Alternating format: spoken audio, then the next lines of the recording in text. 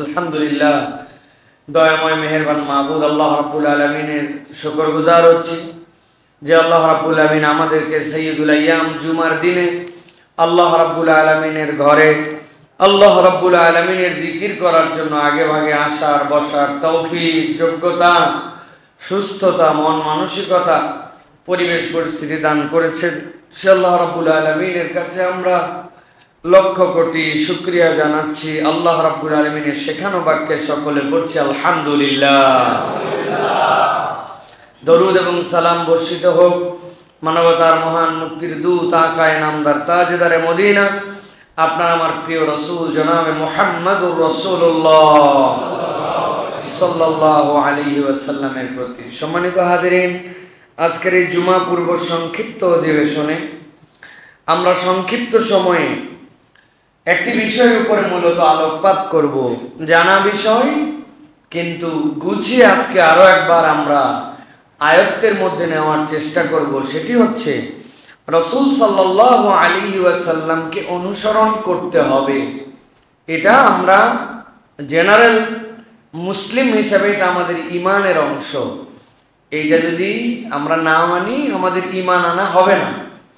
কিন্তু নবী করিম সাল্লাল্লাহু আলাইহি ওয়াসাল্লামকে কেন অনুসরণ করতে হবে, ঠিক কি কি বিষয়ের আলোকে আল্লাহ রাব্বুল আলামিন নবীকে মহান চরিত্রের উপর অধিষ্ঠিত বলেছেন, কোরআন এবং হাদিসে এর সপক্ষের দলিলগুলো কি কি, আজকে আমরা এই বিষয়গুলি দেখার চেষ্টা করব। মূলত কোরআন এবং সুন্নাহ থেকে যতটুকু ধারণা পাওয়া যায় তাতে বোঝা যায় যে নবী করিম সাল্লাল্লাহু আলাইহি ওয়াসাল্লামের মধ্যে 15টি অনন্য দৃষ্টান্ত উপস্থাপনকারী বিষয় ছিল, যেই 15টি বিষয়ের কারণে নবীজি সাল্লাল্লাহু আলাইহি ওয়াসাল্লাম মহান চরিত্রে অধিষ্ঠিত এবং একমাত্র এই দুনিয়াতে অনুসরণযোগ্য। সুবহানাল্লাহ।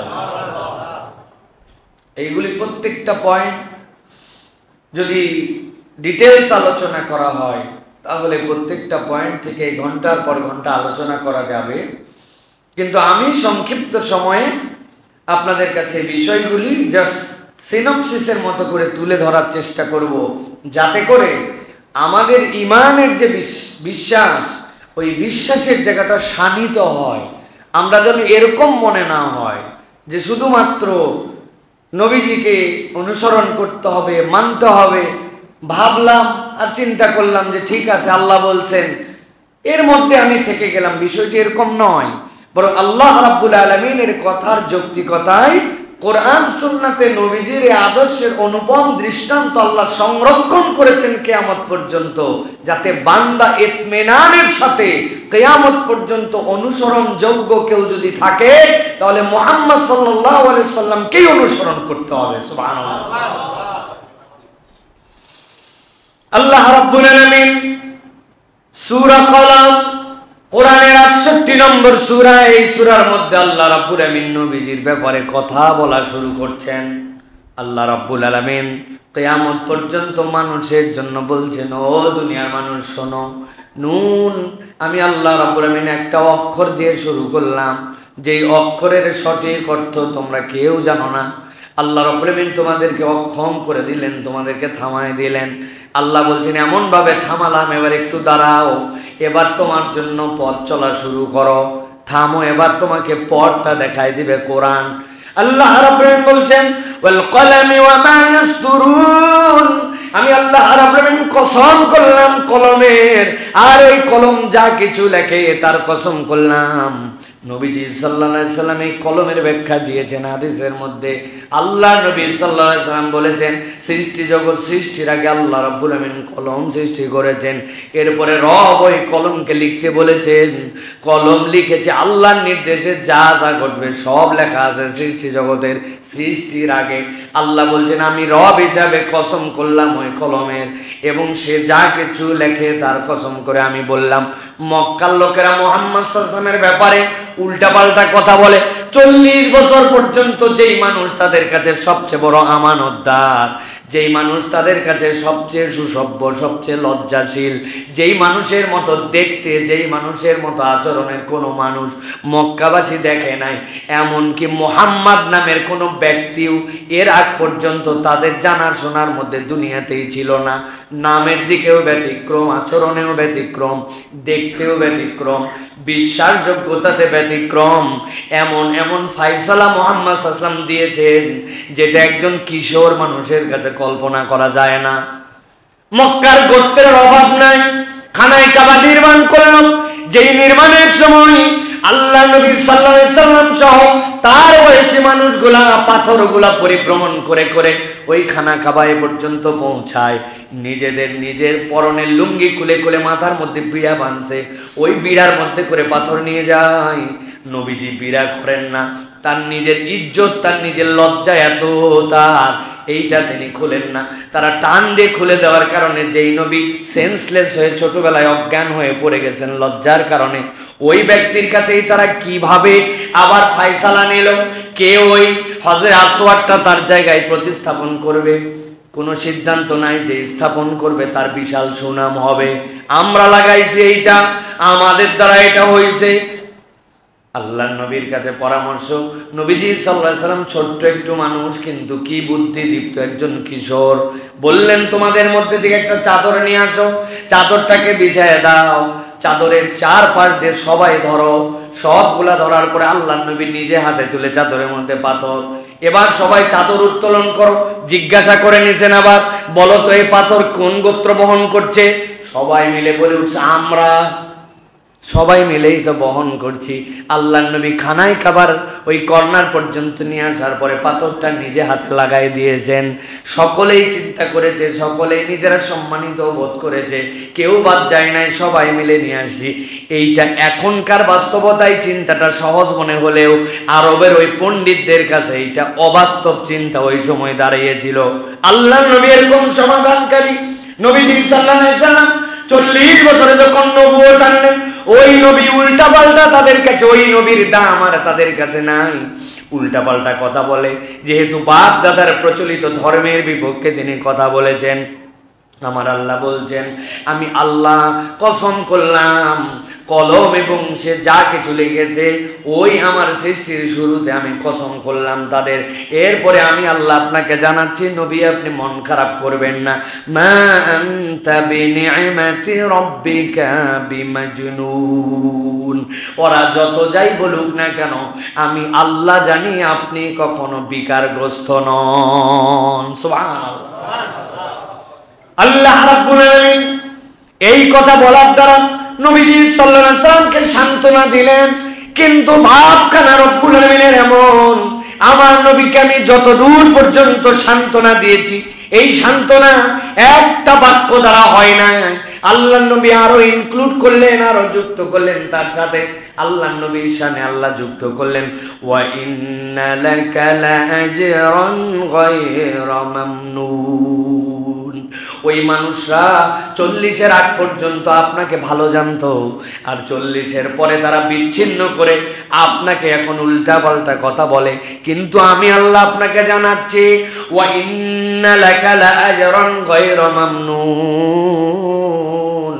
আমি আপনাকে যে প্রতিদান দিব, আমি আপনাকে যে সম্মান দেব, আমি আপনাকে যে উজরত দিব, গায়রা মামনুন, এইটা বিচ্ছিন্ন হবে না। 40-এর আগে একরকম, 40-এর পরে একরকম। ওরা যেরকম করে আল্লাহর কাছে আপনি এইটা পাবেন না, বরং আল্লাহ গ্যারেন্টি দিলেন, আল্লাহ নিরবিচ্ছিন্ন ভাবে আপনার শান মান মর্যাদা বাড়াতেই থাকবে। আল্লাহ রাব্বুল আলামিন এইটুকু বলে শেষ করেন না, এবার আল্লাহ নিজেই নবীজি সাল্লাল্লাহু আলাইহি ওয়াসাল্লামের ক্যারেক্টার সার্টিফিকেট দিচ্ছেন। কেন আমি আপনাকে এই কথা বললাম যে আপনার উজরত যেটা, এইটা কখনো বিচ্ছিন্ন হবে না। আপনি দুনিয়াতে থাকতেও যেরকম সম্মান, কিয়ামত পর্যন্ত আপনার সম্মান এরকম বৃদ্ধি পেতেই থাকবে। আল্লাহ রাব্বুল আমিন বলছেন এর কারণ, ওয়া ইন্নাকা লাআলা খুলুকিন আযীম। আমি আল্লাহ স্বয়ং আপনাকে সার্টিফাই করলাম আপনি এমন মহান চরিত্রের উপর অধিষ্ঠিত, এই চরিত্রের উপরে আর কেউ দুনিয়াতে অধিষ্ঠিত হতে পারে নাই, কিয়ামত পর্যন্ত পারবেও না। সুবহানাল্লাহ। আল্লাহর নবীকে বলা হয় ইমামুল আম্বিয়া, সাইয়্যিদুল মুরসালিন। সাইয়্যিদুল মুরসালিনের দলিল কোথায়? কোরআনে কোথাও নবীজিকে বলা হয় নাই ইমামুল আম্বিয়া, সাইয়্যিদুল মুরসালিন বলা হয় নাই। খাতামান নবিয়্যিন আছে, কিন্তু ইমামুল আম্বিয়া, সাইয়্যিদুল মুরসালিন, এই একটা আয়াতে কারিমা হচ্ছে হুজ্জাত। ওয়া ইন্নাকা লাআলা, যারা আরবি গ্রামার জানেন এটা ভালো করে যাই পড়ে দেখবেন যে আসলে বাক্যটা হওয়ার কথা কি ছিল, কিন্তু আল্লাহ কিভাবে বলেছেন ওয়া ইন্নাকা লাআলা খুলুকিন আযীম। আল্লাহ বলার উদ্দেশ্য হচ্ছে দুনিয়াতে আল্লাহ যা কিছু উন্নত সৃষ্টি করেছেন সকল উন্নত চরিত্রের উন্নতের সর্বোচ্চ শিখর যা, ওইটা আল্লাহ নিজে মুহাম্মদ সাল্লাল্লাহু আলাইহি ওয়াসাল্লামের মধ্যে ঢুকায় দিয়েছেন। সুবহানাল্লাহ। এটা অর্জন করা গুণ নয়, এটা আল্লাহর দেওয়া গুণ। এই আয়াতে কারিমা প্রমাণ করে পৃথিবীর সকল নবীর থেকে আল্লাহ রাব্বুল আলামিন মুহাম্মদ সাল্লাল্লাহু আলাইহি ওয়াসাল্লামকে শ্রেষ্ঠ বানাইছেন। সুবহানাল্লাহ। আল্লাহ রাব্বুল আলামিন এরপরে বলছেন ফাসাতুবসিরু ওয়া ইউবসিরুন, হে নবী মন খারাপ করেন না, ওরা দেখছে আমি আল্লাহ দেখছি। কি দেখছি? আপনাকে নিয়ে যত উল্টাপাল্টা কথা বলে, আপনাকে নিয়ে যত বাজে কথা বলে, আমি আল্লাহ চোখে চোখে রাখছি, তারাও দেখতেছে। দেখাটা কোন জায়গায় শেষ হবে? আল্লাহ রাব্বুল আলামিন বলছেন বিআইয়িকুমুল মাফতুন। আল্লাহ বলছেন দেখবো দুনিয়ার বুকে প্রকৃত বিকারগ্রস্তকে, এইটা দেখার দায়িত্ব আমি আল্লাহ। আল্লাহ রাব্বুল আলামিন বলছেন ইন্না রাব্বাকা হুয়া আ'লামু বিমান যাল্লা আন সাবিলিহি ওয়া হুয়া আ'লামু বিল মুহতাদিন। আল্লাহ রাব্বুল আলামিন জানেন তার রাস্তা থেকে মূলত কে পথভ্রষ্ট হয়ে গেছে আর হেদায়েত প্রাপ্ত কে। এটা দুনিয়ার কোনো মানদণ্ডে বিচার হবে না, বিচার হবে আল্লাহর মানদণ্ডে। অতএব নবী তাদের কথায় বিচলিত হবেন না, রব্বুল আলামিন সব অবজারভেশন করছেন। সুবহানাল্লাহ। এই আয়াতে কারিমা কিয়ামত পর্যন্ত ঈমানদারদের জন্য প্রেরণা, কিয়ামত পর্যন্ত মুমিনদের জন্য আল্লাহ রাব্বুল আলামিনের পক্ষ থেকে এর মধ্যে সূক্ষ্ম বাক্য ঢুকানো আছে। যুগে যুগে নবী বিরোধিতা হবে, যুগে যুগে রাসূল বিরোধিতা হবে, মোল্লা মুন্সি বলে নবীর সুন্নাত পালন করলে গালাগালি করা হবে, নানান ভাবে টিটকারি ক্রিটিসাইজ করা হবে, কিন্তু আল্লাহ যখন ধরবে তখন পালানোর জায়গা খুঁজে পাওয়া যাবে না। এটা রব্বুল আলামিনের ধরা। আল্লাহ রাব্বুল আলামিন বলছেন এই জন্য বিমান দাল্লা আন সাবিলি ওয়া হুয়া আ'লামু বিল মুহতাদিন, সঠিক রাস্তার উপরে কে আছে এটা আল্লাহ জানেন। এই জন্য কখনো নবী করিম সাল্লাল্লাহু আলাইহি ওয়াসাল্লামের অনুসরণে, তার সুন্নাত পালনে হীনমন্যতায় ভোগা যাবে না। আমাদের অনেক মাদ্রাসা পড়ুয়া ছেলেদের মধ্যে হীনমন্যতা আসছে। মাদ্রাসায় টুপি পরে, বাইরে পাঞ্জাবি পায়জামা পরে, বোঝাই যায় এই মোল্লা, কিন্তু টুপি খুলে পকেটে নিয়ে ঘুরে বেড়ায়, মনে করে আমি একটু আধুনিক হইছি। তুমি টুপি খুলে আধুনিক হতে পারো না। তোমার যত একটা র্যান্ডম প্র্যাকটিস হয় এটা ধরে রেখেই তোমার সম্মান এবং মর্যাদা, ঠিক কি না? অতএব এটা আপনাকে অনুভব করতে হবে। আল্লাহ রাব্বুল আলামিন বলছেন আমি দেখছি, আমি রাব্বুল আলামিন ওই দেখা। আল্লাহ সামি, আল্লাহ বাসির। আল্লাহ কি সামি মুহাম্মদ সাল্লাল্লাহু আলাইহি ওয়াসাল্লামের সময়ের জন্য, বাসির আল্লাহ কেবল ওই যুগের জন্য, নাকি আল্লাহ সর্বযুগের জন্য বাসির? তাহলে আল্লাহর এই আয়াতে কারিমা ফাসাতুবসিরু ওয়া ইউবসিরুন, তারাও দেখছে আমিও দেখছি। আল্লাহ রাব্বুল আলামিন এটা গ্যারান্টার হচ্ছেন। এই জন্য নবীর আদর্শ, নবী করিম সাল্লাল্লাহু আলাইহি ওয়াসাল্লামের মুহাব্বত, নবী করিম সাল্লাল্লাহু আলাইহি ওয়াসাল্লামকে আদর্শ মেনে নিয়ে যারা সামনে চলে, সামনে কিছু বাধা আসবে, বিপত্তি আসবে, টিটকারি আসবে, কিন্তু রব্বুল আলামিন বলছেন এতে টলে যাওয়ার কোনো কারণ নাই। আমি আল্লাহ জানি হেদায়েতের উপর কারা আছে, আর আমি রব বললাম ওই হেদায়েতের উপরে যারা প্রকৃত সফল কাম তারা। সুবহানাল্লাহ। আল্লাহ এই জন্য নবীকে বলছেন ফালা তুতিল মুকাদ্দিবিন, মিথ্যাবাদীদেরকে অনুসরণ করার কোনো দরকার নাই, মিথ্যাবাদীদেরকে অনুসরণ করার কোনো দরকার নাই। ফালা তুতিল মুকাদ্দিবিন, মুকাজ্জিব কারা? যারা নবীর আদর্শ নিতে রাজি নাই, ইসলাম বিধান হিসেবে যাদের পছন্দ না, শরিয়া যাদের কাছে আইন হিসেবে ভালো লাগে না, তারা তাদের যতটুকু মন চায় ততটুকু ইসলাম তাদের কাছে ভালো লাগে, কিন্তু পুরো ইসলাম তাদের কাছে ভালো লাগে না। প্রশাসক হিসাবে নবীকে পছন্দ হয় না, আইনদাতা হিসাবে নবীকে পছন্দ হয় না, বিধানদাতা হিসাবে নবীর যে ফাইসালা ওইটা পছন্দ হয় না। কেবলমাত্র নবী করিম সাল্লাল্লাহু আলাইহি সাল্লাম তার কি বলে, আমার নবীর নাম মুহাম্মদ সাল্লাল্লাহু আলাইহি সাল্লাম, মরার পরে আলা মিল্লাতে রসুলে যেতে পছন্দ, কিন্তু প্রকৃত মিল্লাতে আসতে তাদের পছন্দ না। আল্লাহ রাব্বুল আলামিন বলছেন ফালা তুতিল মুকাদ্দিবিন, এরা মিথ্যাবাদী, এদের সাথে আপনার কোনো সম্পর্ক নাই, এদেরকে অনুসরণ করা যাবে না। প্রিয় ভাইয়েরা, আলোচনা দীর্ঘ, এই জন্য সংক্ষিপ্ত সময় আপনাদের কাছে বলি। প্রিয় ভাইয়েরা, খুলুক আজিম, এটা খুব চিন্তা করা কথা এগুলি, অতএব আপনারা ভেবে চিন্তে একটু মনে রাখার চেষ্টা করেন। প্রিয় ভাইরা, খুলুকে আজিম, খুলুকে আজিমের মধ্যে আসলে কি আছে? খুলুকে আজিমের মধ্যে আল্লাহ রাব্বুল আলামিন 60টা দিকের ইন্ডিকেশন দিয়েছেন। এই খুলুকে আজিম, 1 নম্বর নবী করিম সাল্লাল্লাহু আলাইহি ওয়াসাল্লামের চরিত্রে যে খুলুকে আজিম। কেন? কোরআন যে বিষয়ে কঠোর, নবীজি সেই বিষয়ে কঠোর। কোরআন যে বিষয়ে সন্তুষ্ট, আল্লাহর নবী ওই বিষয়ে সন্তুষ্ট। স্বভাবগতভাবেই আল্লাহ নবী সাল্লাল্লাহু আলাইহি ওয়াসাল্লাম শালীন। হাট বাজার হয় হট্টগোল নবী করিম সাল্লাল্লাহু আলাইহি ওয়াসাল্লামের স্বভাবে ছিল না। হাট বাজারে যাওয়া, হয় হট্টগোল করা, আড্ডাবাজি করা নবীজির চরিত্রে ছিল না। 5 নম্বর, অনিষ্টের বদলা কখনো আল্লাহর নবী অনিষ্ট দিয়ে নিতেন না। কেউ খারাপ কিছু করেছে, আচরণে, আখলাকে, আমলে, নবীজি খারাপকে খারাপ দিয়ে কখনো বদলা নিতেন না। 6 নম্বর, অন্তর থেকে আল্লাহর নবী মাফ করে দিতেন। 7 নম্বর, যেটি মাফ করতেন ওই ক্ষমার সুলভ আচরণটা তার বাহ্যিক আচরণেও প্রকাশ পেত।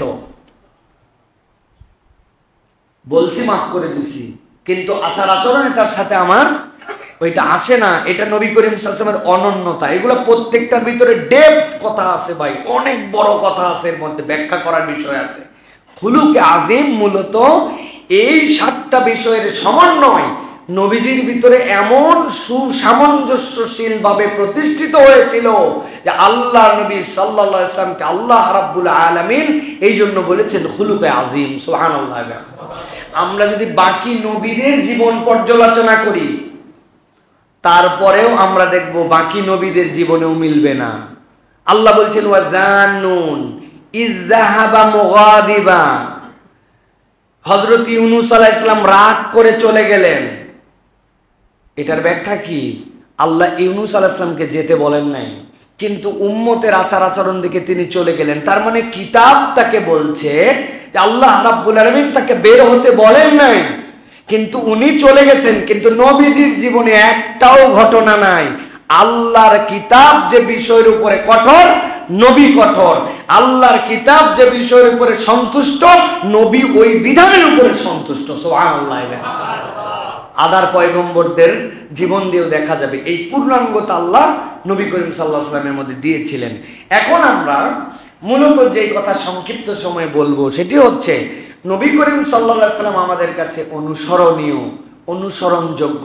ঠিক কোন পয়েন্টের আলোকে নবী করিম সাল্লাল্লাহু আলাইহি ওয়াসাল্লামের উৎকর্ষতাগুলি ছিল যেইগুলির কারণে আল্লাহ তাকে বললেন খুলুকে আজিম, মহান চরিত্রের উপর অধিষ্ঠিত। আর কোরআন সুন্নাহ সেইগুলাকে কিভাবে ব্যাখ্যা করেছে। কয়টা পয়েন্টের কথা বলবো বলেছি? কয়টা? 15টা। খুব মন দিয়ে সংক্ষিপ্ত সময়ে 15টা পয়েন্ট 2 মিনিট করে বললে তো আধা ঘন্টা চলে যাবে। এই জন্য আমরা সংক্ষিপ্ত সময়ে দেখার চেষ্টা করব। এরপরে আপনাদের কাছে ধরবো সবচেয়ে বেশি যিনি বলতে পারবেন যে এই পয়েন্টগুলোর মধ্যে থেকে সবচেয়ে বেশি পয়েন্ট যিনি বলতে পারবেন তাকে একটা পুরস্কার দেওয়া হবে। কেমন হবে তাহলে? ভালো হবে না ভাই? ঠিক আছে প্রিয় ভাইরা, দেখেন নবী করিম সাল্লাল্লাহু আলাইহি ওয়াসাল্লাম তাহলে তার অনুসরণের নানান দিক, এই দিকের 15টা দিক আমরা বলবো। নবী করিম সাল্লাল্লাহু আলাইহি ওয়াসাল্লামের অনুসরণের নানান দিক, এর 15টা দিক আজকে আমরা সংক্ষিপ্ত সময় আলোচনা করি। 1 নম্বরে নবী করিম সাল্লাল্লাহু আলাইহি ওয়াসাল্লাম ক্ষমা এবং সহিষ্ণুতায় পৃথিবীর শ্রেষ্ঠতম আদর্শ। সুবহানাল্লাহ বলেন। ক্ষমা এবং সহিষ্ণুতায় শ্রেষ্ঠতম আদর্শ। আল্লাহ রাব্বুল আলামিন সূরা আলে ইমরান কোরআনের 3 নম্বর সূরা 159 নম্বর আয়াতের মধ্যে বলছেন, ফাবিমা রাহমাতিম মিনাল্লাহি লিনতা লাহুম ওয়ালাউ কুনতা ফাযযান গালিযাল কলবি লানফাদ্দু মিন হাওলিক। আল্লাহ রাব্বুল আলামিন বলছেন, হে আমার হাবিব, সৃষ্টিগতভাবে আমি রব্বুল আমিন আপনার অন্তরটাকে এমন কোমল বানিয়ে দিয়েছি, আপনার অন্তরটা এমন সফট বানিয়ে দিয়েছি আমি আল্লাহ, যে আপনার অন্তরটা নরম হওয়ার কারণে, কোমল হওয়ার কারণে মানুষ আপনার কাছ থেকে যেতে পারতো না। যেই মানুষরা একজন আরেকজনকে বলতো কোরআন শোনো না, ওই রাত্রেবেলা সকলে সকলকে ওয়াজ করে রাত্রেবেলা আবার সবাই আপনার কোরআন শোনার জন্য আসতো। নবীজি সাল্লাল্লাহু আলাইহি ওয়াসাল্লাম আল্লাহ রাব্বুল আমিন বলছেন, ওয়ালাউ কুনতা ফাযযান গালিযাল কলব, আপনার অন্তরটা যদি কঠোর হতো, আপনি যদি অসহিষ্ণু হতেন, মানুষ আপনার পাশ থেকে সরে যেত। আল্লাহ রাব্বুল আমিন আপনাকে এমন কোমল অন্তর দান করেছিলেন, ওই অন্তরের কোমলতার কারণে মানুষ আপনার সাথে লেগেছিল। সুবহানাল্লাহ। সহিষ্ণু মানুষ। নবীজি সাল্লাল্লাহু আলাইহি ওয়াসাল্লাম আনাস ইবনে মালিক রাদিয়াল্লাহু তাআলা বলছেন, আমি নবীজির সাথে ভ্রমণ করছিলাম, এমন সময় এক লোক নবীজির কাছে আসলো, আর নবীজির কাঁধে তখন একটা মোটা কাপড় নাজরানি চাদর ছিল। ওই লোক এসে নবীজিকে এমন টান দিয়েছে, নবীজি উল্টা দিক ছিলেন, সামনে দিকে ঘুরে গেছেন আর ঘাটটা ছিঁড়ে গেছে। আমি দেখলাম কাপড়ের পাড় নবীজির কাঁধ ছিঁড়ে বসে গেছে, কিন্তু নবীজি তার দিকে ঘুরলেন আর সে বলল, হে মুহাম্মদ, তোমার সম্পদ থেকে, তোমার কাছে থাকা মাল থেকে আমার অভাব, আমাকে কিছু দাও। নবীজি ফিরে তার দিকে হেসে দিলেন আর হেসে তাকে বললেন, এই তোমাদের যারা মালের দায়িত্বে আছে একে কিছু দিয়ে দাও। সুবহানাল্লাহ। হযরত আনাস বলছেন, এর চেয়ে সহনশীল আচরণ দুনিয়ার বুকে আর কেউ করতে পারতো না।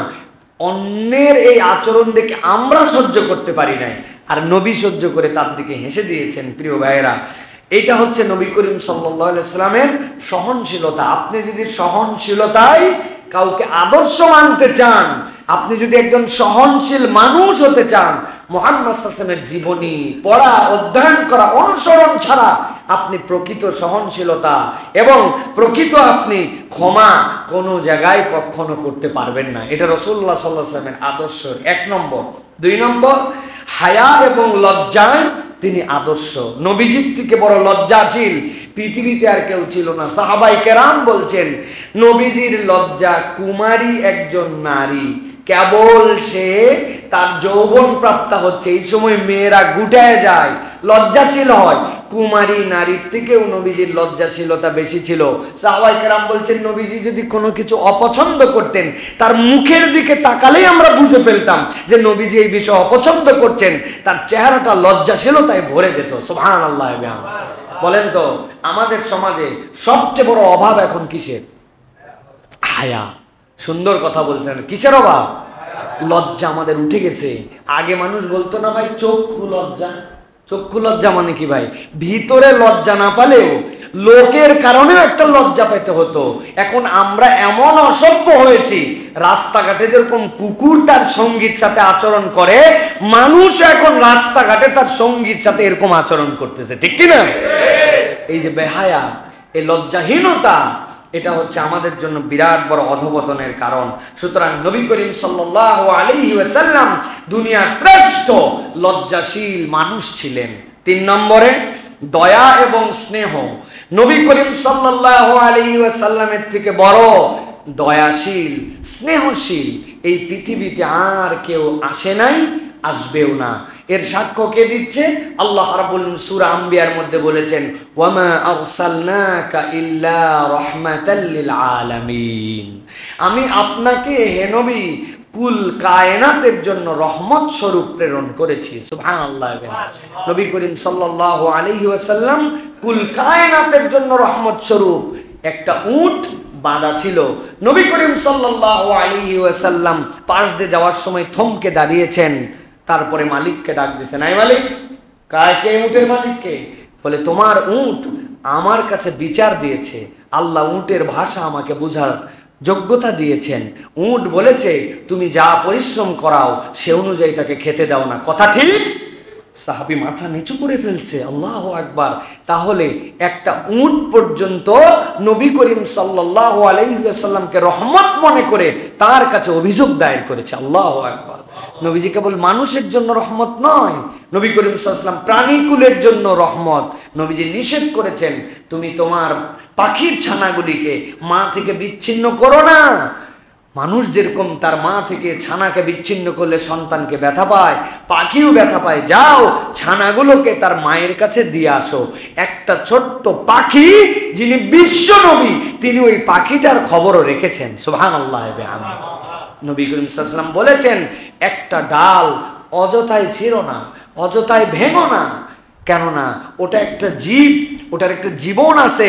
ইউসাব্বিহু লিল্লাহি মা ফিস সামাওয়াতি ওয়াল আরদ, আসমান জমিনে যা কিছু আছে সব আল্লাহর তাসবিহ করে। তাহলে তুমি ওই তাসবিহরত একটা জিনিস তোমার প্রয়োজনহীন কেন ছিঁড়লে, কেন ভাঙলে? আল্লাহ নবী সাল্লাল্লাহু আলাইহি ওয়াসাল্লাম নির্দেশনা দিয়েছেন। আধুনিক পরিবেশবাদীরা আমাদেরকে পরিবেশবাদ শিখায়, আর নবী 1500 বছর আগে পরিবেশ বিদ্যা শিখাই গেছেন। যেই জায়গায় গাছ ওঠে না, যেই মরুভূমিতে গাছ লাগানো ডিফিকাল্ট, আল্লাহ নবী বলছেন তোমার হাতে একটা গাছের চারা আছে আর তুমি দেখতেছো কিয়ামত হয়ে যাচ্ছে, অনুভব করতে পারছো এই তো কিয়ামত হয়ে যাবে। নবীজি বলছেন কিয়ামত হয়ে যাচ্ছে দেখছো কিন্তু হয় নাই, তারপরেও আমি নবী নির্দেশ দিলাম গাছের চারাটা রোপণ করে তারপরে আসো, মনে করো না কিয়ামত হচ্ছে, গাছ লাগায় কি হবে। এখনকার লোক গাছ লাগাতে বলে, আর নবীজি 1450 বছর আগে এই পৃথিবীর সুন্দর ধরাধামের এই ইকোসিস্টেমকে ঠিক রাখার জন্য এই রকম দায়িত্বহীন ঘোষণা আল্লাহ নবী দিয়ে গেছেন, সুবহানাল্লাহ, রহমাতাল লিল আলামিন। আপনি তো আপনার নবীর এই জিনিসগুলোও হাইলাইট করতে পারেন যে নবী সাল্লাল্লাহু আলাইহি ওয়াসাল্লাম পরিবেশবাদী হিসাবে কেমন ছিলেন, পরিবেশের জন্য নবীজির কি দিক নির্দেশনা ছিল, তিনি পরিবেশের দিক দিয়ে প্রাণীর জন্য কিরকম রহমাতাল লিল আলামিন। তোমার টাকায় কিনা তোমার অস্ত্র দিয়ে জবাই করবে, নবীজি বলছেন হাল্লা হাদাত্তা সাফরাতাক, এই বেকুব তুমি তোমার অস্ত্রটা একটু তীক্ষ্ণ ধার করে নিতে পারো না? একটা প্রাণীকে কয়বার হত্যা করবে তুমি? মানে এমন একটা অস্ত্র নিছো ওটা খালি ফোসাচ্ছ তুমি, কাটে না। নবীজি বলছেন তীক্ষ্ণ ধার জবাই করবে, দ্রুত সময় যেন জবাই হয়, কষ্ট যেন কম পায়। প্রাণী আপনার সাথে খাবেন কিন্তু তার জন্য মানবিকতা শিখাইয়েছেন তিনি মুহাম্মদুর রাসূলুল্লাহ।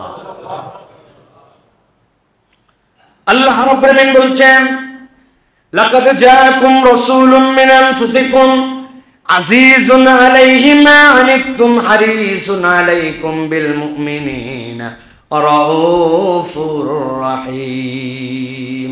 তালেবে ইলমদেরকে পড়া দিলাম সূরা তওবার এই আয়াতটা ভালো করে যে পড়ে দেখবেন, এর থেকে নবীজির ব্যাপারে আবেদনশীল কথা কোরআনের দ্বিতীয়টা আছে কিনা আমার জানা নাই, আমার জ্ঞান সীমিত, কিন্তু তারপরেও যেটা বুঝেছি আল্লাহ নবীর ব্যাপারে আল্লাহ কি বলেছেন জানেন? এখানে আল্লাহ বলছেন লাকাদ জাআকুম রাসূলুম মিন আনফুসিকুম, মুহাম্মদ মুস্তাফা সাল্লাল্লাহু আলাইহি ওয়াসাল্লাম আসমান থেকে নেমে আসেন নাই, ফেরেশতাদের মধ্য থেকেও আসেন নাই, তিনি তোমাদের মধ্য থেকে এসেছেন। তবে তোমাদের মধ্য থেকে আসলেও তার মধ্যে আল্লাহ দুইটা অনন্য গুণ ঢুকায় দিয়েছেন। আল্লাহ রাব্বুল আলামিন বলছেন এক নম্বর আজিজুন আলাইহি মা আনিতুম, আল্লাহ বলছেন দুনিয়ার মানুষ জেনে রাখো আমার নবীর ব্যাপারে আমি আজিজ শব্দ ব্যবহার করলাম। আমার নবী তোমাদের কোনো বিষয়ে যদি কষ্ট হয়, এমন ব্যথা পান, এমন কষ্ট পান, আল্লাহ রাব্বুল আলামিন বলছেন তোমাদের দুঃখ কষ্ট তার নিজের দুঃখ কষ্ট।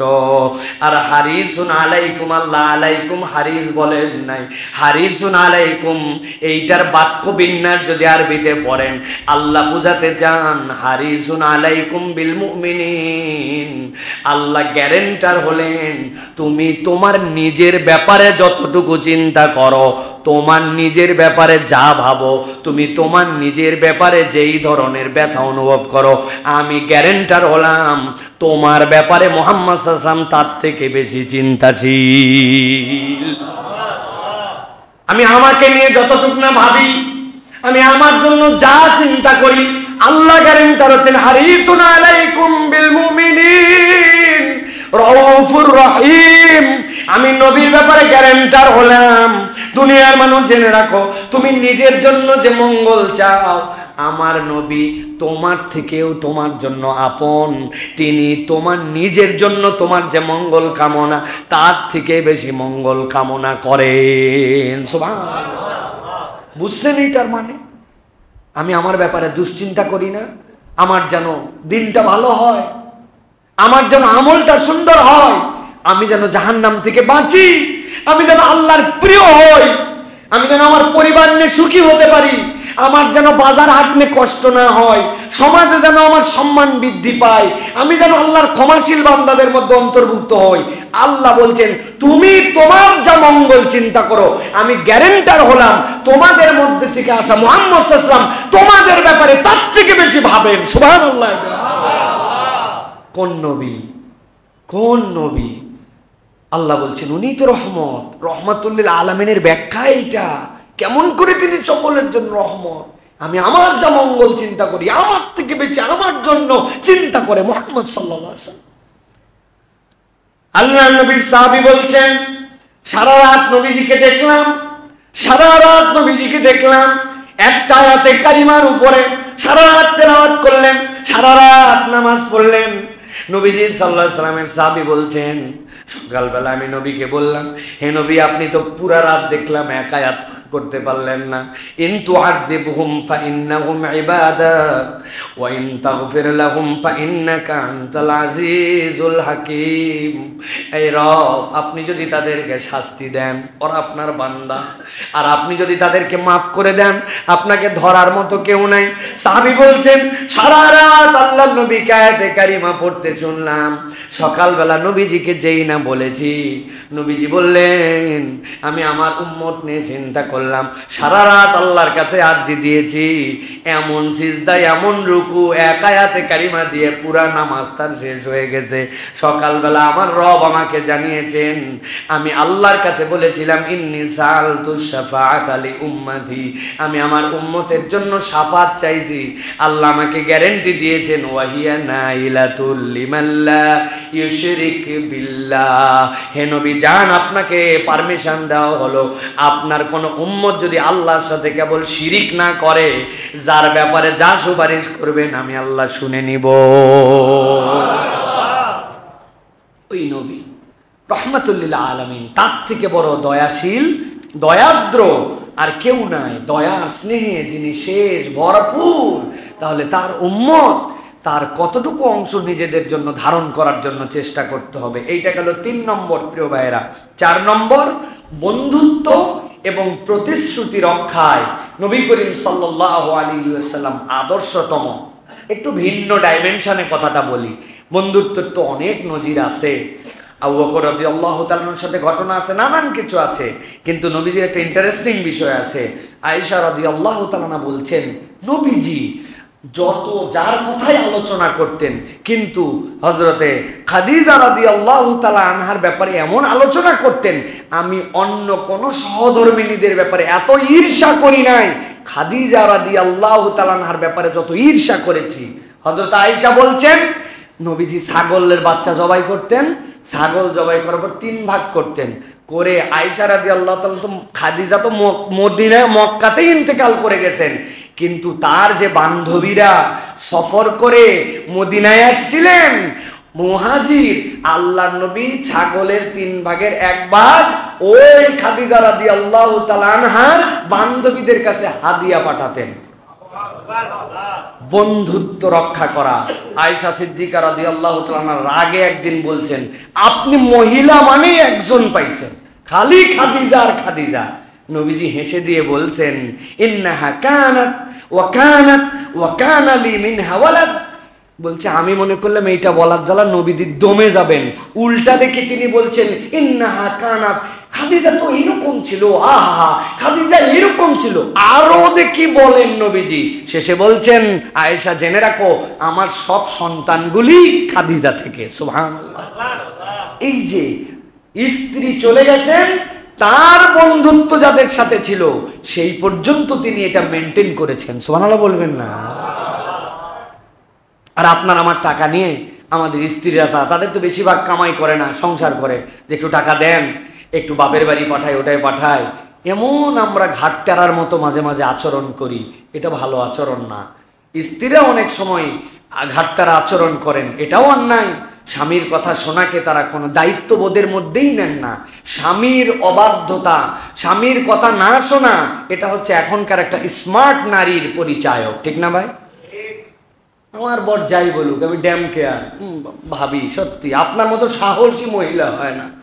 কোরআন সুন্নাহর ভাষায় আপনার মতো বেয়াদব মহিলা হয় না। এটা সবচেয়ে বড় বেয়াদব। কারণ আপনার স্বামী তত্ত্বাবধায়ক, টিম লিডার, কওয়ামুন আলান নিসা, আল্লাহ তাকে দায়িত্বশীল বানিয়েছেন। আপনি তার বিরোধিতা করেন কারণে অকারণে। হ্যাঁ, কোরআন সুন্নাহর নির্দেশের বাহিরে আপনি বিরোধিতা করতেই পারেন। আপনাকে বলছে রাখো তোমার পর্দা, বিয়ে বাড়িতে যাচ্ছি, উন্মুক্ত চলো, এই বিরোধিতা করা ফরজ। আমি বিয়ে বাড়ি যাব না, পর্দা করেই যাব, এর নাম না পজিটিভ বিরোধিতা। আপনি না উল্টা বিরোধিতা করেন, আপনার আচার আচরণে স্বামীর মনে কষ্ট দেন, এটা ঠিক না।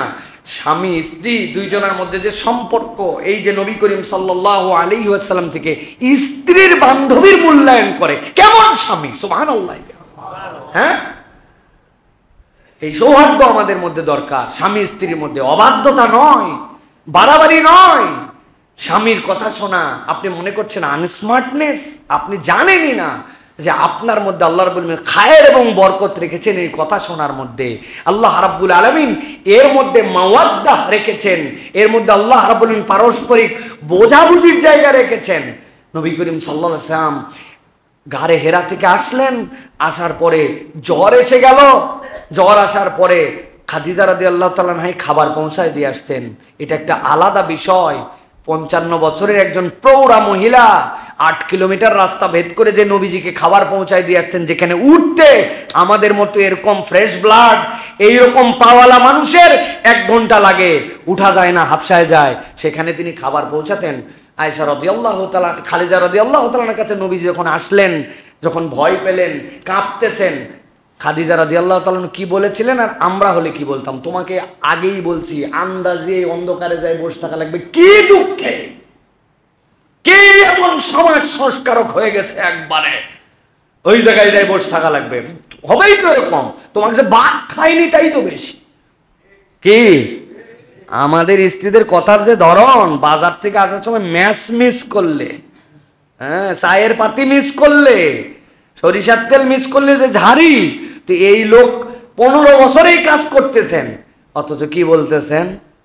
আরে আপনি চিন্তা করেন, ওয়াল্লাহি লা ইউখজিকাল্লাহ, আল্লাহর কসম করে আমি খাদিজা বলতেছি, আল্লাহ আপনার কোনো ক্ষতি করতেই পারেন না। কসম করে বললাম, এটা কেবল কসম না, বিশ্বাস আছে আমার। আপনি এতিমদের খবর নেন, আত্মীয়তার সম্পর্ক রক্ষা করেন, আপনি মানুষকে মেহমানদারি করেন। যেই লোক মানুষ খাওয়ায়, আত্মীয়তার সম্পর্ক রক্ষা করে, এতিমদের সাথে সম্পর্ক রাখে, আল্লাহ ওই লোকের ক্ষতি করবেন। যদি আল্লাহ ওই লোকের ক্ষতি করেন, ওটা আমার আল্লাহ না। আল্লাহু আকবার। এক কথায় নবীজির কলিজা ঠান্ডা। শোন, এখন আমার ভাই, স্বাস্থ্য ভাই, বিখ্যাত পণ্ডিত আছে, ওর কাছে নিয়ে যাব, এখন আপনি হারাম করেন। আল্লাহু আকবার। এই যে মাওয়াদ্দাত ওয়া রাহমা, এটা হচ্ছে স্বামী স্ত্রীর সম্পর্ক। আমাদের এটা উঠে গেছে ভাই। আমাদের এই স্নেহ, এই ভালোবাসা, সান্ত্বনা, উপযুক্ত সময় উপযুক্ত কথা বলা, এটা আমাদের উঠে গেছে। আবার অনেকে আছে স্ত্রীর উপরে খেউ খেউ উপরে উঠে, একটু কিছু বললেই মনে হয় যেন কুকুর আচার আচরণে। বউ কিছু বলে, তুমি কি বোঝা, বেকুব কথা, তুমি কি বুঝো। এই যে তুমি কি বুঝো বলে একটা মানুষকে আন্ডার এস্টিমেট করে ফেললেন, অথচ উনি আপনার সহধর্মিণী, উনি আপনার সাথী, উনি আপনার সন্তানের মা, আপনার বাড়ির দায়িত্বশীলা, তাকে আপনি মূল্যায়নও করলেন না। তো আপনি মানুষকে যদি মূল্যায়ন না করেন, আপনি মূল্যায়ন পাবেন কেমন করে? ঠিক না? এই দুটার মধ্যে আপনার চেক অ্যান্ড ব্যালেন্স লাগবে।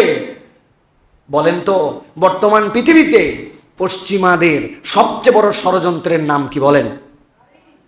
জি না, সবচেয়ে বড় ষড়যন্ত্রের নাম মুসলমানদের পরিবার। ওদের পরিবার নাই, ওদের কোনো পারিবারিক ভিত্তি নাই, ওদের সংস্কৃতি ধ্বংস হয়ে যাচ্ছে। স্বামী স্ত্রীর সম্পর্ক নাই, বিয়ে করে না, বাচ্চা নেয় না, লিপ্ট টুগেদার করে, কয়দিন সম্পর্ক রেখে ছেড়ে দেয়, যা ইচ্ছা তাই, অজাচার অনাচার। অজাচার মানে বোঝেন? অজাচার মানে হচ্ছে স্বামী স্ত্রী অন্য হতে পারে, ভাই বোনের মধ্যেও সম্পর্ক হয়, ছেলে আর মায়ের মধ্যেও সম্পর্ক হয়, জেনা ব্যভিচার না, এটা অজাচার। তাদের পরিবার শেষ। আর মুসলমানের কিচ্ছু নাই, একমাত্র পরিবার টিকে আছে। কি বলি তো অনেক বৃদ্ধাশ্রমের গল্পের পার্সেন্টেজ কতটুকু? কয় বাপ মাকে ফেলে দিছে, রিক্সা চালায়, কষ্টের কাজ করে, তাও বাপ মারে দেখে, সাধ্যের মধ্যে যতটুক পারে দেখে। এখন পর্যন্ত আমাদের পরিবার আছে, আর ওদের চিন্তা হচ্ছে এই পরিবার শেষ করে দিতে পারলে অসভ্যতা ঢুকানো যাবে, অধর্ম ঢুকানো যাবে, কালচার তাদেরকে নষ্ট করে দেওয়া যাবে। এই জন্য আমাদের টার্গেট করছে তারা পরিবার। এই জন্য এখানে LGBTQ ঢুকাতে চাই, সমকামিতা ঢুকাতে চাই, বেহায়াপনা ঢুকাতে চাই, লাভ ঢুকাতে চাই, এখানে আপনার আমার মধ্যে থেকে বিবাহ বহির্ভূত সম্পর্ক ঢুকাতে চাই, প্রেম ঢুকাতে চাই, ভ্যালেন্টাইন ঢুকাতে চাই। একমাত্র টার্গেট আমাদের পরিবার, ঠিক কিনা? সাবধান হন, এই পরিবারের বন্ধন একটা অন্যতম ভালোবাসার পরিবার। ওরা দেখলে ঈর্ষান্বিত হয়। অনেক নন মুসলিম মুসলমান হয়েছে, মুসলমান একটা ফ্যামিলি তাদের পাশে থেকেছে 20 বছর, কিচ্ছু না। যে জিজ্ঞাসা করছে আমাদের এই পরিবার তোমাদের পাশে আছে, কোনোদিন তোমাদের মধ্যে মারামারি ঝগড়াঝাটি, একজন আরেকজনকে বাড়িতে বের করে লুকাই দিল, এগুলো হয় না কেন?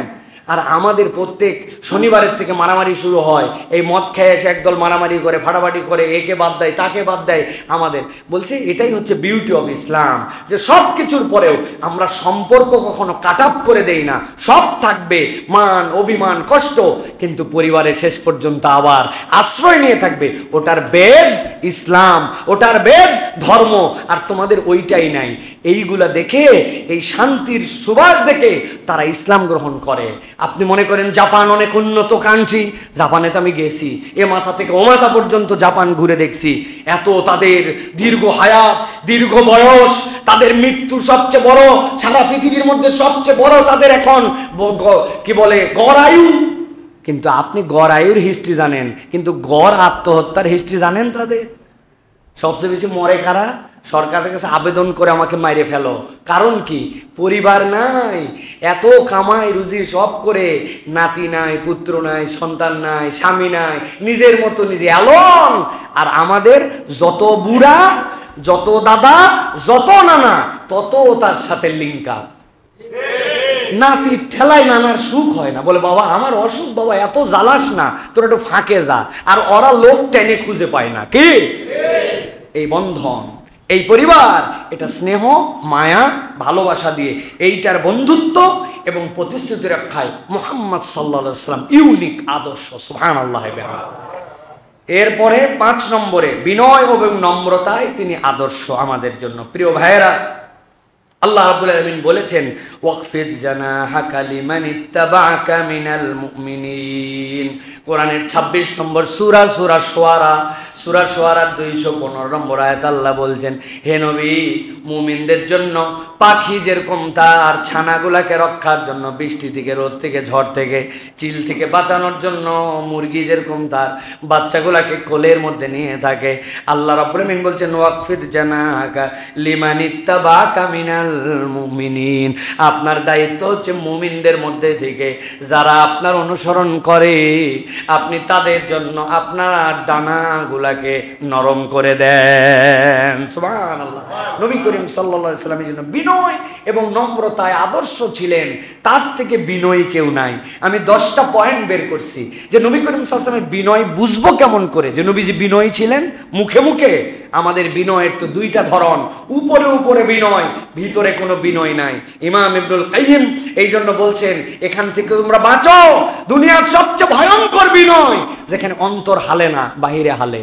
হুজুরের সাথে দেখা হয়েছে, এমপি সাহেবের সাথে দেখা হয়েছে, ভালো একজন লোকের সাথে দেখা হয়েছে যার পাওয়ার আছে, ভাই কেমন আছেন আপনি, এমন মানে কাজু মাজু হয়ে, উপরে কাজু মাজু কিন্তু ভিতরটা ভিতর হালে নাই, আছে না ভাই? ভিতরটার মধ্যে কোনো বিনয় নাই, ওটা লৌকিকতার বিনয়। এই বিনয় সবচেয়ে ভয়ঙ্কর। এই জন্য ভিতর বাহির যেন এক হয়। ভিতরে অহমে ভরা, ভাবে ভরা, ভিতরটা হালে নাই, কিন্তু আপনি মনে করছেন বিনয়ী হয়ে গেছেন। এই জন্য নবীজির বিনয় দেখেন। আমি আপনাদের কাছে পয়েন্টে বলি, নবী করিম সাল্লাল্লাহু আলাইহি ওয়াসাল্লাম গাধার পিঠে উঠতেন। গাধার পিঠে সচরাচর কোন রয়্যাল মানুষজন উঠতো না। নবীজি গাধার পিঠে উঠতেন। গরিব এবং এতিমদের সাথে নবীজি ঘোরাফেরা করতেন।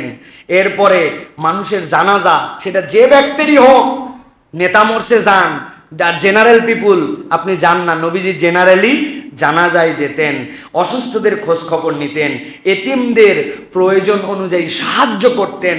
এরপরে নবী করিম সাল্লাল্লাহু আলাইহি ওয়াসাল্লাম তালি দেওয়া কাপড়ও পরেছেন, জোড়া দেওয়া কাপড়ও পরেছেন। নবী করিম সাল্লাল্লাহু আলাইহি ওয়াসাল্লাম আগে সালাম দিতেন। নিজের জুতাও প্রয়োজনে নিজে সেলাই করেছেন। অন্যের প্রয়োজনে, নিজের দরকার নাই কিন্তু ডাকছে, নবীজি অন্যের প্রয়োজনে চলে গেছেন। ছাগলের দুধ নিজে দহন করতেন। নবীজি বিনয়ী কেবল মুখে ছিলেন না, আচরণে এগুলো প্রমাণ করে দিয়েছেন। সুবহানাল্লাহ।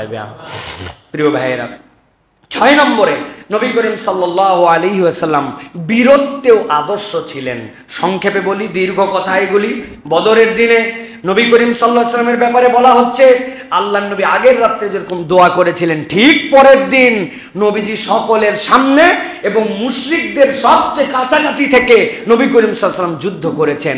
সাহসিকতায়, বীরত্বে নবী করিম সাল্লাল্লাহু আলাইহি ওয়াসাল্লামের কাছাকাছি কেউ ছিল না। যুদ্ধের প্রচণ্ডতার দিনে সাহাবীরা বলছেন, যখন আমরা হিমশিম খেয়ে যেতাম, তখন জানো কি তোমরা যে আমরা আত্মরক্ষার জন্য কার পিছে যাইতাম? নবীকে তখন সামনে দিয়ে দিতাম। আমরা আত্মরক্ষার জন্য পিছনে যেতাম, কেননা তিনি ছিলেন পাহাড়ের থেকে বড় সাহসী, সাগরের থেকে বড় দিলওয়ালা। সুবহানাল্লাহ। নবীজির বীরত্ব ছিল এইরকম।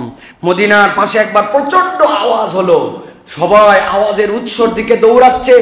যখন সকলেই যাচ্ছে, যাওয়ার সময় দেখলো নবীজি ঘুরে আসতেছেন। বলে, এই থামো, কই যাও? বলে, ইয়া রাসূলুল্লাহ, বিশাল আওয়াজ। বলে, আমি ওই জায়গার থেকে আসছি, চিন্তা করো না, ভয় পেও না, তোমরা শান্ত হয়ে যাও।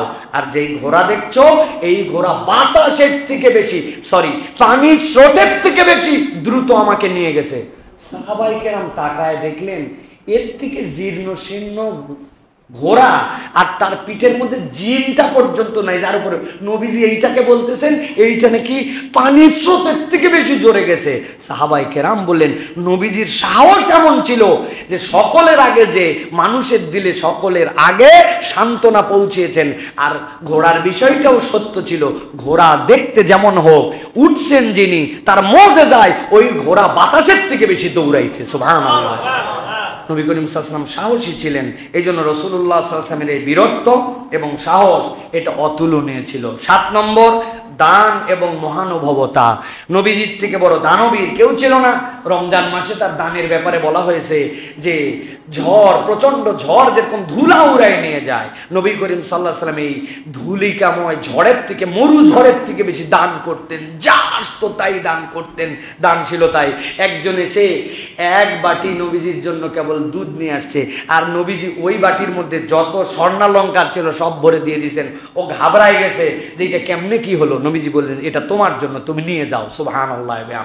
এই জন্য নবীজি বিশাল দানশীল ছিলেন। নবী করিম সাল্লাল্লাহু আলাইহি ওয়াসাল্লামের কাছে একজন আসছে, বিখ্যাত হাদিসের মধ্যে আসছে, নবীজির কাছে বলছে, আমাকে কিছু ছাগল দাও। নবীজি এই পাহাড় আর এই পাহাড়, 2 পাহাড়ের মধ্যে যতগুলা ছাগল ধরে এই পরিমাণ ছাগল দিয়ে বলছেন, যাও, এটা তোমার, এটা নিয়ে চলে যাও। সুবহানাল্লাহ। ওই লোক যে বলছে, এমন এক মানুষের কাছে গেছি যেই মানুষের থেকে বড় দানশীল পৃথিবীতে নাই। এই কওমের লোকেরা, আর কার পিছনে তোমরা ঘুরবে? চলো কওম সহ ওই লোকের হাতে বায়াত হই। যেই লোক এক ব্যক্তিকে এরকম দিতে পারে, নিশ্চয়ই ওই লোকের মাবুদ এমন, যিনি তাকে এইটা দেওয়ার দক্ষতা দিয়েছেন।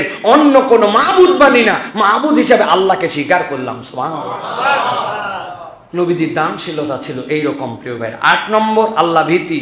নবী করিম সাল্লাল্লাহু আলাইহি ওয়াসাল্লামের থেকে আল্লাহ ভীরু কোনো মানুষ হওয়া সম্ভবই নয়। সাহাবী বলছেন, আমি রাত্রেবেলা মনে করলাম কোথায় যেন জাঁতার মধ্যে যদি গম দিয়ে এটা ডলা হয়, যেরকম ঘঁ ঘঁ ঘঁ ঘঁ করে শব্দ করে, এই শব্দটা কোথার থেকে আসে।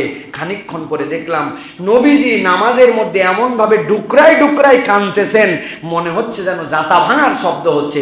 আল্লাহর নবী আল্লাহকে এরকম ভয় করে কান্নাকাটি করতেন। সুবহানাল্লাহ। নবী করিম সাল্লাল্লাহু আলাইহি ওয়াসাল্লাম একবার আবু বকর রাদিয়াল্লাহু তাআলা এসে বলছেন, ইয়া রাসূলুল্লাহ, আপনি হঠাৎ করে কেন জানি বৃদ্ধ হয়ে গেলেন, আপনার বয়স হয়ে গেল মনে হচ্ছে ইয়া রাসূলুল্লাহ। নবীজি বলছেন, আবু বকর, সূরা হুদ, মুরসালাত, ওয়াকিয়া, ইজা শামসু কুবিরাত, আম্মা ইয়াতাসালুন, এই 5টা সূরা নাজিল হওয়ার পরে এই সূরাগুলোর চিন্তা করে আমি বৃদ্ধ হয়ে গেছি আবু বকর। গভীরভাবে নবীজি এইগুলো নিয়ে ভাবতেন। তিরমিজির হাদিসের মধ্যে এটা আসছে। প্রিয় ভাইয়ের, অতএব আল্লাহ ভীতিতে নবী করিম সাল্লাল্লাহু আলাইহি ওয়াসাল্লামের চেয়ে বড় আইডল আর কেউ নাই। এরপরে 9 নম্বর, দুনিয়া বিমুখতায় তিনি আদর্শ। আল্লাহ নবী সাল্লাল্লাহু আলাইহি ওয়াসাল্লাম দুনিয়া বিমুখ মানুষ ছিলেন। নবীজির সূত্রই ছিল, তুমি দুনিয়ার থেকে বিমুখতায় আল্লাহর দিকে যতটুকু তুমি মনোনিবেশ করবে, দুনিয়া ততটুকু তোমার পায়ের কাছে এসে ধরা দিবে। সুবহানাল্লাহ। নবী করিম সাল্লাল্লাহু আলাইহি ওয়াসাল্লাম দুনিয়া বিমুখ মানুষ ছিলেন। হযরত ওমর ফারুক রাদিয়াল্লাহু তাআলা আনহু একদিন আল্লাহর নবীর কাছে এসেছেন। আসার পরে নবীজি সাল্লাল্লাহু আলাইহি ওয়াসাল্লামের দিকে তাকালেন। তাকায় দেখছেন নবীজি কাঁধ ফিরেছেন, শুয়েছিলেন দুপুরবেলা। নবী করিম সাল্লাল্লাহু আলাইহি ওয়াসাল্লাম যখন কাঁধ ফিরেছেন, দেখার সাথে হযরত ওমর ফারুকের মতো কঠিন দিলওয়ালা মানুষ হাউমাউ করে কাঁদতে শুরু করে দিয়েছেন। আল্লাহ নবী সাল্লাল্লাহু আলাইহি ওয়াসাল্লামের দিকে তাকায় দেখেন খেজুরের যেই চাটাইয়ের উপর আল্লাহ নবী শুয়েছেন, সুন্দর মানুষ, ওই চাটাইয়ের দাগ গায়ের মধ্যে এমন ভাবে লাগছে মনে হচ্ছে সেইগুলা দিয়ে যেন রক্ত বের হয়ে যাবে। হযরত ওমর ফারুক হাউমাউ করে কাঁদতেছেন, ইয়া রাসূলুল্লাহ, ইয়া হাবিবাল্লাহ, ওই যে কাইসার, ওই যে রোম, ওই যে পারস্যের যারা অধিপতি, তাদের কত সুখ, তাদের কত আরাম, আর আপনি তো আমাদের কাছে আল্লাহর পক্ষ থেকে পয়গম্বর, আপনার এত কষ্ট। হযরত ওমর ফারুকের এই কান্না দেখে হযরত ওমর ফারুকের কান্না দেখে নবীজি তাকে উত্তর দিচ্ছেন, ওমর কাঁদো কেন? আমি তোমার কাছে একটা কথা জিজ্ঞাসা করতে চাই, বলো তো, ওদের জন্যই দুনিয়া আর আমাদের জন্য পরকাল, তাহলে আমি কি পরকাল বাদ দিয়ে দুনিয়ার দিকে মুখ ফিরাবো নাকি?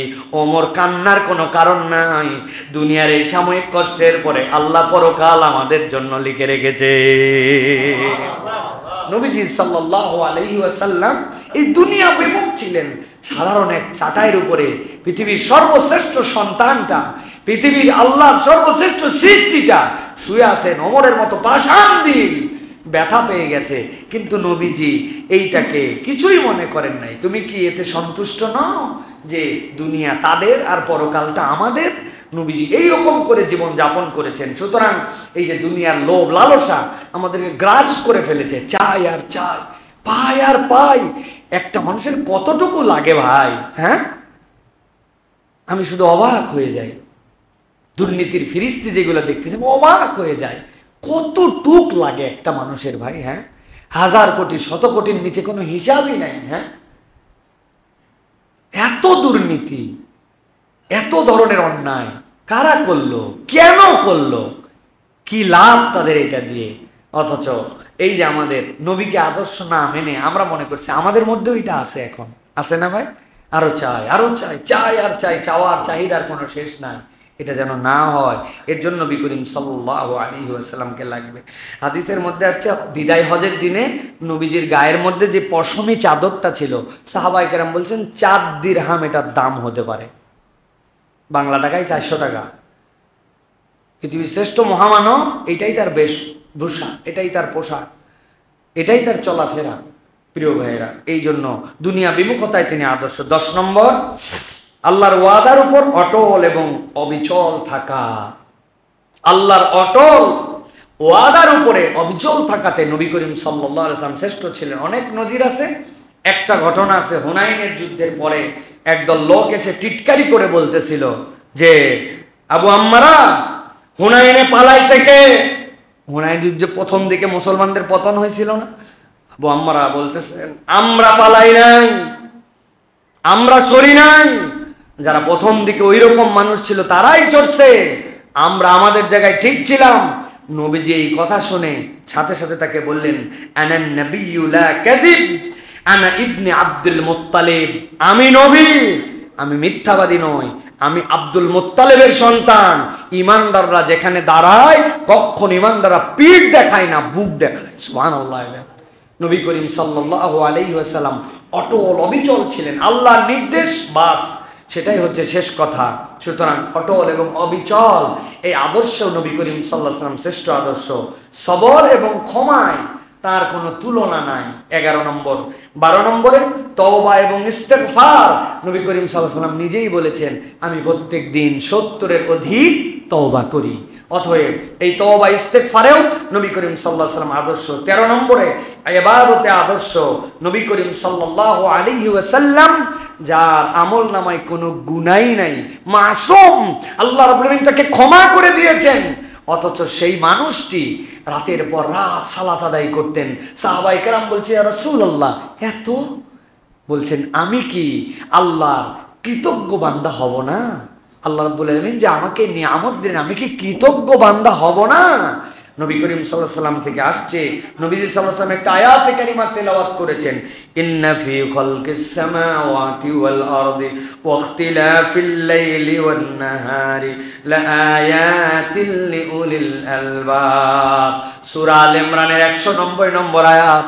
আল্লাহ নবী বলছেন, এই আয়াতে কারিমা পড়ার পরে কেউ যদি আল্লাহর সৃষ্টি নিয়ে চিন্তা না করে, সে আল্লাহ রাব্বুল আলামিনের অকৃতজ্ঞ বান্দা। ডেঞ্জারাস কথা। আল্লাহ রাব্বুল আলামিন ইন্না ফি খালকিস সামাওয়াতি ওয়াল আরদ, নিশ্চয় আসমান জমিনের সৃষ্টিতে রাত এবং দিনের বিবর্তনে চিন্তাশীলদের জন্য এর মধ্যে নিদর্শন আছে। নবীজি বলছেন যে এইটা নিয়ে পড়লো আর এই আয়াত নিয়ে চিন্তা করলো না, তার ধ্বংস অনিবার্য। নবীজি সাল্লাল্লাহু আলাইহি সাল্লামের কথা। সুতরাং নবী করিম সাল্লাল্লাহু আলাইহি সাল্লাম ইবাদতে আদর্শ, ইবাদত করতেন বুঝে বুঝে, চিন্তা করতেন। এই কোরআন নিয়ে চিন্তা করা এটাও একটি ইবাদত আমাদের জন্য। প্রিয় ভাইয়েরা, এই জন্য সকাল সন্ধ্যা নিজেদের জীবনে ওজিফা বানায় নেওয়া, দুনিয়া একদিক আমি একদিক, 10 মিনিট 20 মিনিট কোরআন তেলাওয়াত ছাড়া আমার অক্সিজেন, সারাদিনের চার্জ, আমার মোবাইল যেরকম চার্জ না দিলে চলে না, আমি আমার জীবনে নির্ধারণ করলাম 20 মিনিট 10 মিনিট 15 মিনিট কোরআন তেলাওয়াত, কোরআনের অনুবাদ ছাড়া আমার জীবন চলতে পারে না। দুনিয়া একদিক আমি একদিক। একটা দীক্ষার জায়গা এবং গ্যাপের জায়গা। আমরা কিন্তু রেগুলার কোরআন পড়ি না। পড়ি ভাই? সবাই পড়ি আমরা? এভরিডে ওজিফার মতো করে পড়ি? পড়ি না। কত কিছুই তো পড়ি, কিন্তু পড়ি না। আরে ভাই, মোবাইল যে একটা আছে আমাদের, এই মোবাইলেও তো আপনি পড়তে পারেন রে ভাই। হ্যাঁ, সারাদিন না আমরা মোনাজাতের মতো মোবাইল ধরে রাখলাম, তো এই 10 মিনিট তো এখানেও পড়তে পারি, 10 মিনিট এখান থেকে অনুবাদ করতে পারি। কত কিছু দেখলাম। তা আমাদের কবে থেকে এই সিদ্ধান্ত নেব ভাইজান? ইনশাল্লাহ আগামী রমজান থেকে আমরা সিদ্ধান্ত নেব, তাই তো না? রমজান থেকে পারবো না আমরা, ঈদের পরের থেকে যখন ফ্রি হব তখন থেকে ইনশাল্লাহ। প্রিয় ভাইয়েরা, এই জিনিসটা আমাদের জন্য খুব জরুরি। দেখবেন আমাদের জীবনে বরকত চলে আসবে ইনশাআল্লাহ। প্রিয় ভাইয়েরা, এরপরে 14 নম্বরে নফল আমল। নবী করিম সাল্লাল্লাহু আলাইহি ওয়াসাল্লাম নফল আমলেও আদর্শ ছিলেন। সিয়াম, আমরা সাপ্তাহিক সিয়াম রাখি না। আইয়ামে বীজ চলে যাচ্ছে, আমরা আইয়ামে বীজের সিয়াম পালন করি না। নফল সালাত বাদ দিয়ে দিছি। মসজিদে ঢুকেই যে 2 রাকাত নামাজ আছে, অজু করলে যে 2টা রাকাত নামাজ আমি পড়তে পারি, হাতে একটু সময় আছে, নফল আওয়াবিন গুলা যে আমি একটু পড়তে পারি, আসরের আগে যে 4টা রাকাত সালাত আদায় করতে পারি, আমাদের এগুলা নাই। অথচ নবী করিম সাল্লাল্লাহু আলাইহি ওয়াসাল্লাম নফল আমল বাদ দিতেন না। আমরা অন্তত 2টা প্র্যাকটিস করি প্রিয় ভাইয়েরা। একটা হচ্ছে সাপ্তাহিক রোজাটা আমরা রাখার চেষ্টা করি। সোম বৃহস্পতিবার একদম লাইফে এটা ম্যান্ডেটরি বানায় ফেলি যে আমরা এই রোজা রাখবো। আর একটা নফলের চেষ্টা করি, মসজিদে ঢুকলেই 2 রাকাত নামাজ না পড়ে বসবো না। পারবো ইনশাআল্লাহ ভাই? এই যে আমার আফসোস লাগে যে আরবে গেলে, মধ্যপ্রাচ্যে গেলে, এমনকি আমেরিকাতে গেলেও দেখছি ওদের মসজিদগুলো আরবের ধাঁচে, তো ওইটাকে ট্রেন্ড ফলো করে। ওরা মসজিদে ঢুকেই কোরআন শরীফ একটা হাতে নিবে, নিয়ে পড়বে। আপনারা জুমায় এত আগে আসেন, অথচ একদিন মসজিদের কোরআন সংকটে পড়ল না, যে সব লোক কোরআন মাজিদ পায় নাই। আপনারা এসে বসে থাকেন, গল্প করেন, অনেক আগে আসেন, সোয়াব পান, কিন্তু একটু কালামুল্লাহ শরীফ আমরা পড়ি না। এইটা আমাদের জন্য ভালো প্র্যাকটিস নয়। আমরা যদি এইটাকে চমৎকারভাবে একটা ট্রেন্ড বানাতাম, যে মসজিদে ঢুকেই আমি একটু পড়ি না, 1 মিনিট আছে, তাই কি 1 মিনিট তো মিনিট, 1 মিনিট তো মিনিট, ওইটুকুই না আমার আমল দরকার, আমি একটু পড়লাম, এই ট্রেন্ড। অতএব আমরা নফলের দিকে সাপ্তাহিক রোজা এই সপ্তাহ থেকে আমরা শুরু করব। সোম বৃহস্পতি আমরা সিয়াম পালন করব। পারবো না ইনশাল্লাহ ভাই? আরে যেই লোকেরা 16 ঘন্টা রোজা রাখে, এই লোকদেরকে এই বেলায় রোজা রাখার ভয় দেখায় লাভ আছে? আমরা সাহারি একটুনি খেজুর খেয়েও, পানি খেয়েও আমরা রোজা রেখে দিতে পারি, ঠিক না ভাই? আধা বেলা তো আমরা বুঝি না কেমনে পার হয়ে যায়। সাপ্তাহিক রোজা, মসজিদে ঢুকলে 2 রাকাত নামাজ। রাজি আছেন ইনশাআল্লাহ? রাজি আছেন ইনশাআল্লাহ? ঢুকেই 2 রাকাত নামাজ পড়বো আমরা ইনশাআল্লাহ। আল্লাহ যেন আমাদেরকে এইটা দিয়ে অন্তত শুরু করার তৌফিক দান করেন। এরপর একটা কঠিন আমল দিব, এটা করলে আমাদের নামাজের মনোযোগ অনেক সুন্দর হয়ে যাবে। সেটা হচ্ছে ঘড়ি ধরে স্টপ ওয়াচ দিয়ে আমাকে 5 মিনিটে 2 রাকাত নামাজ পড়ার অভ্যাস করতে হবে। 2 রাকাত নামাজ পড়তে কয় মিনিট লাগে হিসাব করে দেখবেন, 2.5 মিনিটও লাগে না, 2 রাকাত নামাজ আমাদের হয়ে যায়। প্রথম 5 মিনিটের মধ্যে 2 রাকাত নামাজ পড়বো। আমার যেন 5 মিনিটের কম না হয়, আস্তে আস্তে করে এটাকে বাড়াবো। 5 মিনিটে 2 রাকাত নামাজ। কিভাবে হবে? রুকু, সেজদা, সেজদার থেকে উঠা বসা, এই তাসবিহাতগুলো বাড়িয়ে পড়তে হবে, আর সূরা কেরাতগুলো একটু দীর্ঘ করতে হবে। আমার ঘড়ির কাঁটা ধরে 5 মিনিটের নিচে 2 রাকাত নামাজ হবে না। দেখে নিব নামাজের শুরুতে ঘড়ি দেখে নামাজ, নামাজের মধ্যে তার ঘড়ি দেখবো না, নামাজের শেষে মিলাই দেখবো, আরে 4 মিনিটে কেন শেষ হলো, আমারটা যেন 5 মিনিটের উপরে যায়। 5 মিনিটের উপর আপনি কি করবেন? হুদা দাঁড়ায় থাকবেন না। নামাজের মধ্যে আলাম তারা কাইফা ফাআলা রাব্বিকা সাবিল ফিল পড়ছেন, পরে দেখছেন যে তাড়াহুড়া হয়ে যাচ্ছে, ঠিক আছে, পরের সূরাও পড়েন, লিলাফি কুরাইশ পড়েন, আরাইতাল্লাযী পড়েন, পড়ার পরে দ্বিতীয় রাকাতে ইজাজা পড়েন, তাব্বাত ইয়াদা পড়েন, কুল হুয়াল্লাহ পড়েন, 1 রাকাতে 3 সূরা, পরের রাকাতে 3 সূরা, রুকুর মধ্যে 7টা তাসবিহ পড়েন, ওঠার পরে পূর্ণ দোয়া পড়েন, এরপরে সিজদায় যায় 7 তাসবিহ পড়েন, 9 বার পড়েন, 11 বার পড়েন। 5 মিনিটের নিচে নামাজ হবে না। নবীজি নফল সালাতগুলো দীর্ঘ করতেন। অতএব এইভাবে যদি করি তাহলে আল্লাহ নবীর আইডল আমাদের মধ্যে ফায়েজ এবং বরকত আসবে ইনশাআল্লাহ। সর্বশেষ বলবো নবীজির তিলাওয়াত। নবী করিম সাল্লাল্লাহু আলাইহি ওয়াসাল্লাম তিলাওয়াতেও আদর্শ ছিলেন। নবীজি জোরে তেলাওয়াত করতেন না, খুব ধীরেও তেলাওয়াত করতেন না, মদের হরফগুলো টেনে টেনে পড়তেন। প্রত্যেক আয়াতকে আলাদা আলাদা করে নবী করিম সাল্লাল্লাহু আলাইহি ওয়াসাল্লাম পড়তেন। আর নবীজি সাল্লাল্লাহু আলাইহি ওয়াসাল্লাম তেলাওয়াতের শুরুতে আউযু বিল্লাহি মিনাশ শাইতানির রাজিম যেরকম বলতেন, সাথে সাথে নবীজি বলতেন আল্লাহুম্মা ইন্নী আউযু বিকা মিনাশ শাইতানির রাজিম মিন হামজিহি ওয়া নাফখিহি ওয়া নাফসিহি। নবীজি এইটাও পড়ে শুরু করতেন। অতএব আমরা আল্লাহ নবী সাল্লাল্লাহু আলাইহি সাল্লামের এই আমলগুলি আমরা করতে পারি প্রিয় ভাইরা। সুতরাং এই যে নবী করিম সাল্লাল্লাহু আলাইহি সাল্লামের তিলাওয়াত থেকে শুরু করে যতগুলো আদর্শ বললাম, আমরা যদি সামগ্রিকভাবে এখন দেখি তাহলে আমরা দেখব নবীজির স্বভাবজাতগতভাবেও কতগুলো চমৎকার আদর্শ ছিল। চুলগুলি এলোমেলো, কাপড়গুলি ময়লা, নবীজির চরিত্রের মধ্যে এটা ছিল না। নবী করিম সাল্লাল্লাহু আলাইহি সাল্লাম চুল আঁচড়াতেন, সুগন্ধি লাগাতেন, এত চমৎকার পরিপাটি হয়ে ঘুরতেন। নতুন কাপড় দিয়েই কেবল পরিপাটি হওয়া যায় না, চলাফেরা দেখলে পরিপাটি হওয়া যায়। নবীজির গা থেকে স্বভাবজাতই সুগন্ধি বেরোতো। কেউ একবার মুসাহাফা করলে ওই হাত সবসময় শুকতে থাকতো, যে নবী করিম সাল্লাল্লাহু আলাইহি ওয়াসাল্লামের এত চমৎকার সুগন্ধি। আর আমাদের গায়ের গন্ধে পাশের মুসল্লি কষ্ট পায়, ঠিক না ভাই?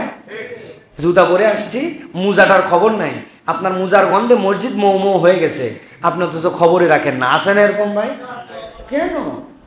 আপনার পাশের গন্ধে আপনি বুঝেন না? আপনি এই জায়গাতে আপনি শুঁকবেন, আপনাকে শিখাইছি আমি, আপনার কলারটা শুঁকে দেখবেন, আপনার মুখের গন্ধ আছে কিনা, থুতু এই জায়গায় লাগাবেন, লাগায় 5-7 সেকেন্ড অপেক্ষা করতে, তারপর শুঁকে দেখবেন যে আপনার মুখের গন্ধ আছে কিনা। এটা তো আপনাকে ইন্ডিকেশন আছে এইগুলা। আপনি না একজন নবীর উম্মত, তাহলে আপনি কেন পাশের লোককে করছো? আপনার মুখ দিয়ে বড় বড়াই গন্ধ বেরো, আপনি জীবনে মেসওয়াক করেন না, আর বিড়ি খরের কথা তো বাদই দিলাম, কিন্তু ভয়ঙ্কর জিনিস। জর্দা দিয়ে পান খরের কথা বাদ দিলাম, যেগুলো পান খায় কিন্তু মুখ ধোয় না, এগুলোর মুখের যে আরো বিশ্রী গন্ধ, বুঝেই না, ওই গন্ধই বলে তার কাছে ভাল লাগে। হ্যাঁ, নাউজুবিল্লাহি মিন যালিক। অতএব এইগুলো থেকে আমাদেরকে বেরিয়ে আসার জন্য চেষ্টা করতে হবে। নবীজির তাহলে সামগ্রিক যে 15টা কথা বলেছি, 4 ভাগে এটা বিভক্ত ছিল: স্বভাবজাত কাজ, সমাজ এবং গোত্রের প্রচলিত কাজ, নবী সত্তার সাথে প্রচলিত কাজ, ইবাদত সংক্রান্ত কাজ। এই 4 ধারায় নবী করিম সাল্লাল্লাহু আলাইহি ওয়াসাল্লামের জীবনে এরকম খুঁজলে আমরা কারণ খুঁজে পাবো। নবী করিম সাল্লাল্লাহু আলাইহি ওয়াসাল্লাম আমাদের জন্য এই ধরনের আদর্শ ছিলেন।